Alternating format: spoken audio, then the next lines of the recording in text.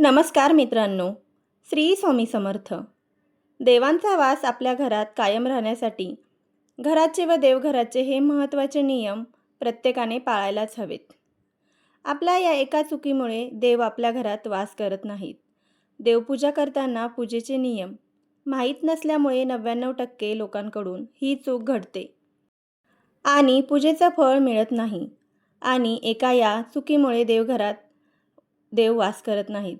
तर कोणते आहेत हे महत्त्वाचे नियम जे आपल्याला माहीत असणे खूप आवश्यक आहे.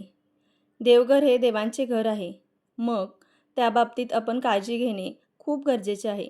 आपल्या देवघरात कोणकोणते देव असले पाहिजे आणि ते कसे ठेवावेत हे आपल्याला माहीत असले पाहिजे. देवघर हे आपल्या घरातील महत्त्वाचा भाग आहे. ज्या घरात देवघर नाही त्या घराला घरपण राहत नाही. त्या घराला शोभाही येत नाही.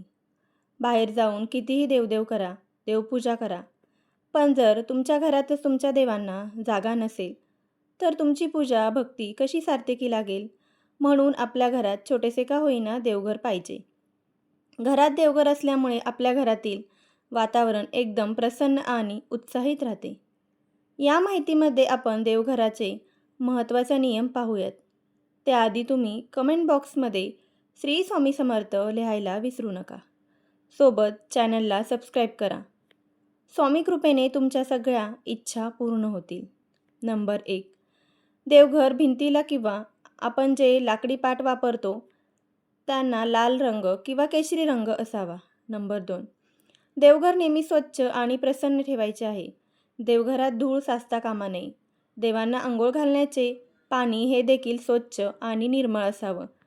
आपण जे पाणी पितो त्याच पाण्याने देवाला अंघोळ घालावी. देवांना अंघोळ घातलेलं पाणी एखाद्या झाडाला तुम्ही घालू शकता. ते पाणी पायदळी तुडवले जाणार नाही याची काळजी घ्यावी, कारण ते पाणी तीर्थ समजले जाते. ते पाणी तुळशीमध्ये विसर्जित करू नये, कारण त्यामध्ये आपण शिवपिंडीलाही अभिषेक करत असतो, अंघोळ घालत असतो आणि शिवपिंडीचे पाणी तुळशीमध्ये विसर्जित करू नये. तुळशी पूजेमध्ये ते वर्जित आहे. नियम 3.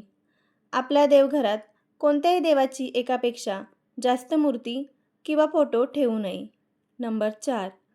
आपल्या घरातील देवघरात उजव्या सोंडेचा गणपती ठेवू नये, कारण उजव्या सोंडेच्या गणपतीचे शास्त्र खूप कठीण असते आणि त्यांची पूजाही आपल्याकडून व्यवस्थित पाळली गेली नाही तर आपल्याला दोष लागू शकतो. म्हणून आपल्या देवघरात नेहमी डाव्या सोंडेचा गणपती ठेवावा आणि दररोज देवपूजा करताना प्रथम गणपतीची पूजा करावी. प्रथम गणपतीला अंघोळ घालावी. प्रथम गणपतीला आसनस्थ करावे. प्रथम गणपतीला गंध लावावे. नियम 5. देवघरात नंदी नागासहित एकत्र महादेवाची पिंडी ठेवू नये, कारण आपण जेव्हा महादेवाच्या पिंडीवर अभिषेक घालतो तेव्हा त्या अभिषेकाचे पाणी नंदीवर पडते. नंदी हा महादेवांचा शिष्य आहे. ते पाणी नंदीवर पडल्यामुळे त्यांचा कोप होतो आणि त्यामुळे आपल्यावर संकटे उद्भवू शकतात. नियम 6. आपल्याला आपली कुलदैवता आणि कुलदैवत माहीत असणे गरजेचे आहे.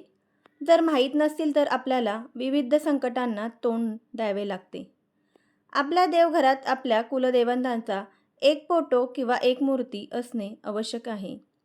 नियम 7. आपण देवाला जी फुले वाहतो म्हणजे जे निर्माल्य बनते ते पुन्हा वापरात आणायचे नसते. देवी देवतांना वाहिलेले फूल, नैवेद्य या अनेक गोष्टी दिवस प्लॅस्टिकच्या पिशवीत साठवून ठेवल्या जातात. हे निर्माल्य वेळीच घराबाहेर टाकले नाही तर घरात वास्तुदोष निर्माण झाल्याशिवाय राहत नाही. अशा गोष्टीमुळे घरात कटकटी, भांडणे, वादविवाद झाल्याशिवाय राहत नाही. तसेच वात लावल्यानंतर जळालेल्या काड्या तसेच घरामध्ये दिवसेंदिवस राहतात. त्यामुळे जास्तीत जास्त निगेटिव्ह एनर्जी निर्माण होते. अशा जळलेल्या काड्या वेळोवेळी फेकून देत चला.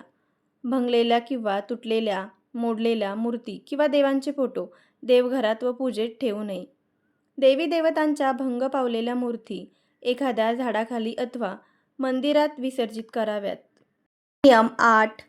देवांच्या मूर्तीचे तोंड किंवा फोटोंचे तोंड दक्षिणेकडे करून ठेवायचे नसतात.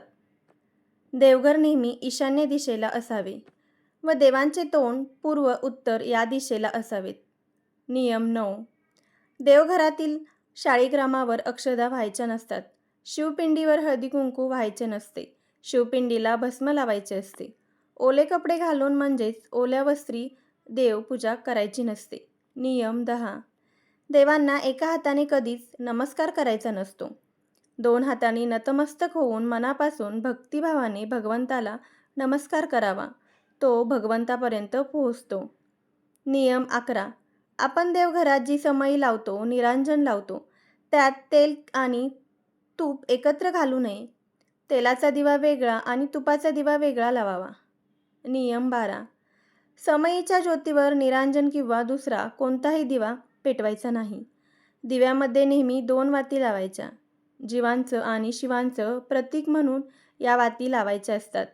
देवघरात घंटी जरूर असावी.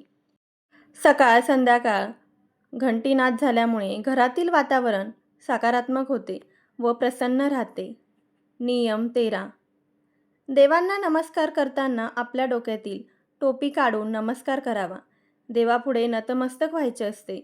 आपण त्यांना शरण गेलेलो असतो. आपण देवघरात किंवा मंदिरात जी स्तोत्रे किंवा मंत्र म्हणतो ती मोठ्या आवाजात म्हणायची, परंतु जप करताना देवांचे नामस्मरण करत असतो म्हणून ते शांततेत करावे. नियम 14.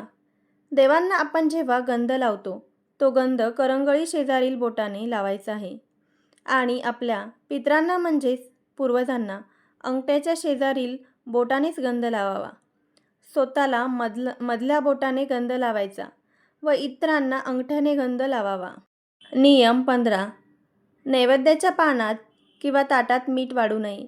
त्याचप्रमाणे कांदा, लसूण, लिंबू देखील वाढू नये, कारण हे सर्व पदार्थ तामसी आहेत. तामसी पदार्थ देवांना चालत नाही. नियम 16. मारुती हा ब्रह्मचारी आहे, त्यामुळे त्यांची मूर्ती देवघरात ठेवायची नसते. त्यांची मूर्ती जर देवघरात ठेवली तर घरातील 3ऱ्या पिढीचा वंश खंडित होण्याची शक्यता असते. म्हणून मारुतीची मूर्ती देवघरात ठेवू नये. नियम 17. देवघरात कमीत कमी मूर्ती व फोटो असावेत. देवांचे फोटो दक्षिण भिंतीला लावू नये. 18.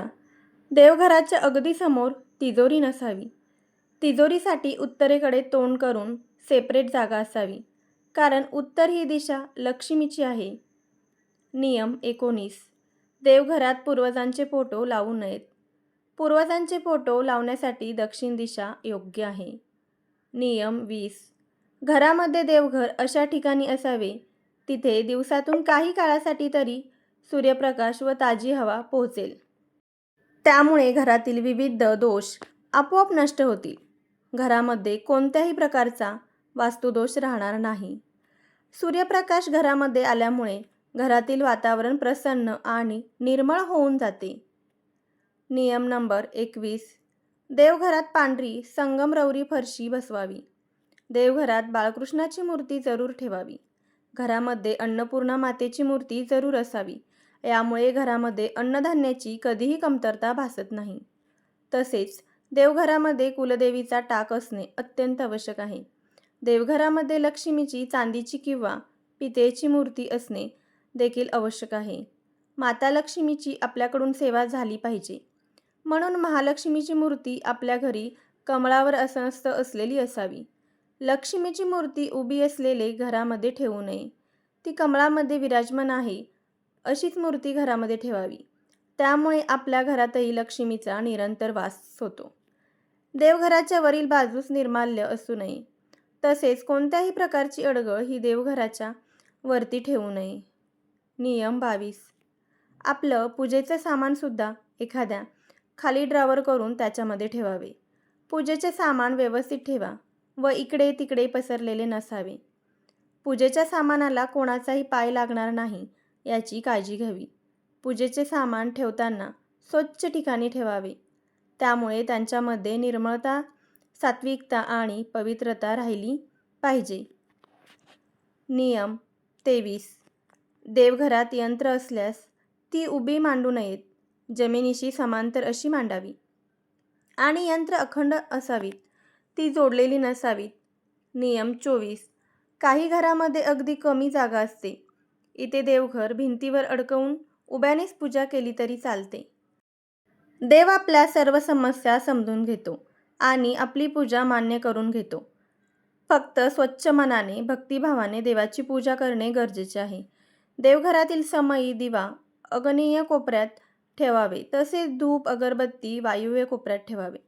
कारण आग्नेय कोपऱ्यात अग्निदेवतांचा वास असतो व वायुव्य कोपऱ्यात वायुदेवतांचा असतो.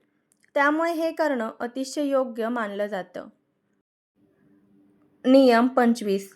कोणी भेट म्हणून दिलेले देव किंवा देवांचे फोटो, सापडलेले देव तसेच बुडीत घराण्यातून आलेले देव आपल्या देवघरात ठेवू नयेत. कारण आपण त्या देवांची जी सेवा करतो किंवा पूजा करतो ती आपल्याला लागू पडत नाही. ती सर्व सेवा ज्यांचे देव आहेत त्यांना लागू पडते. अशा प्रकारे देवघरात पाळायचे महत्त्वाचे नियम आपल्या देवघराच्या बाबतीत पाळायचे आहेत. असे काही नियम पाळल्याने आपल्या देवघरात प्रसन्न वाटते आणि आपल्या घरात देखील शांतता राहते. आपल्या घरातील लोक नेहमी आनंदी राहतात.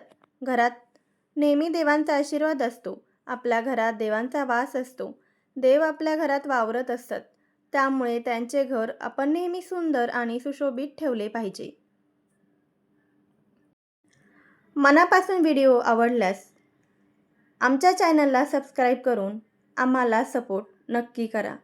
अशीच नवनवीन माहिती तुमच्यापर्यंत पोहोचवण्याचा आम्ही नक्की प्रयत्न करतो. श्री स्वामी समर्थ. आणि व्हिडिओ पाहिल्याबद्दल तुमचे सर्वांचे मनापासून आभार. धन्यवाद.